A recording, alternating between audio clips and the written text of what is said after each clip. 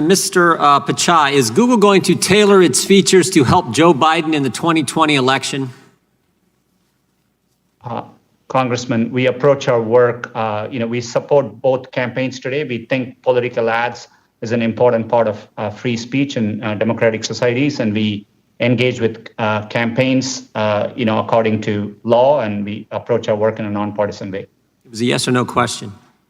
Can you assure Americans today you won't tailor your features to help Joe Biden in the upcoming election?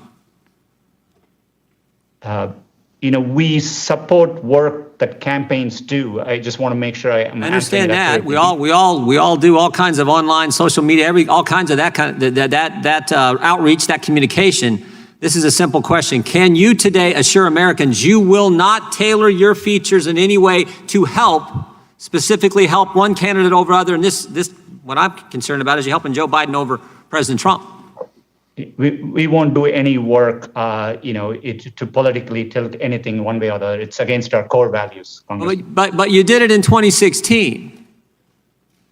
There's an email in 2016 that was widely circulated amongst the executives at your company that got public, where Ms. Ileana Murillo, head of your multicultural marketing, talks about the silent donation Google made to the Clinton campaign, and you applauded her work. She points that out in the email. I'm just curious, if you did it in 16, I want to make, in spite of the fact you did it in 16, President Trump won, I just want to make sure you're not going to do it again in 2020.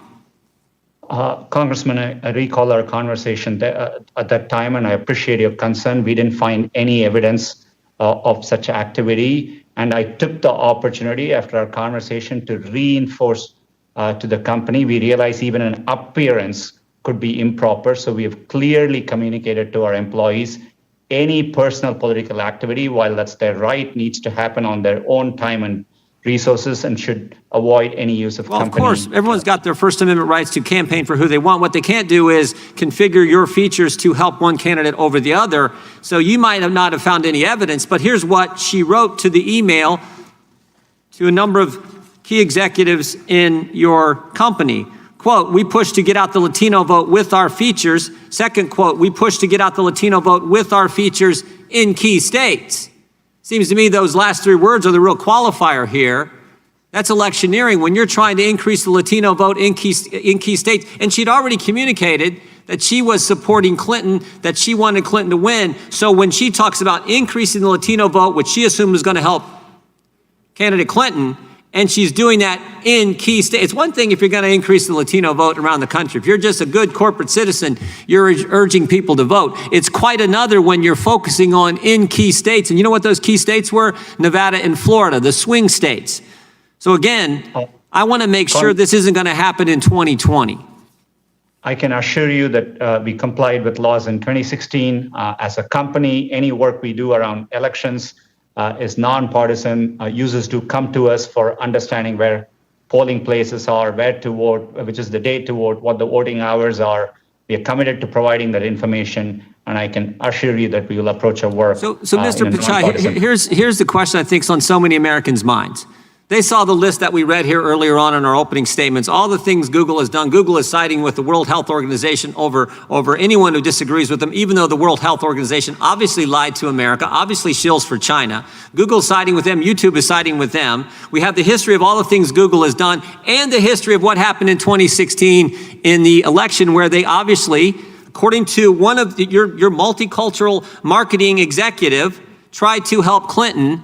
And here we are 97 days before the election, and we want to make sure it's not going to happen again. Can you give us two assurances? One, you're not going to try to tailor your features, configure your platform in a way to help Joe Biden. And second, that you're not going to use your search engine to silence conservatives. Can you give us those two assurances today? Congressman, on our search engine, conservatives have more access to information than ever before. And we appreciate that.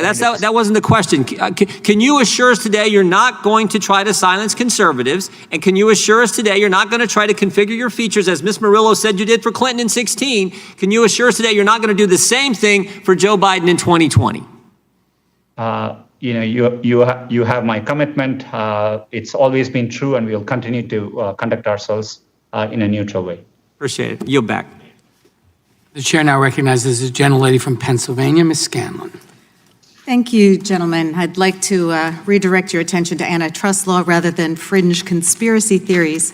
Mr. Bezos, our investigation... Mr. Chairman, we have the email. There is no fringe. Excuse me. It's not your time. Jordan, you do not have the time. Please be respectful of your colleague. Someone directly She controls the time. Put your mask on. Put your mask on. Mr. Jordan. Mr. Raskin, how Mr. about- Jordan. you want to you talk do- about masks. Mr. Jordan, Ms. Scanlon. Why would the Deputy controls the Secretary of time. Treasury unmask Mr. Michael Flynn's name, Mr. Scanlon. Raskin? And what I want to know is, Scanlon, when someone comes you don't after my control the motives for time. asking questions, I get a chance to respond. The gentlelady is recognized. Thank you, Mr. Chairman.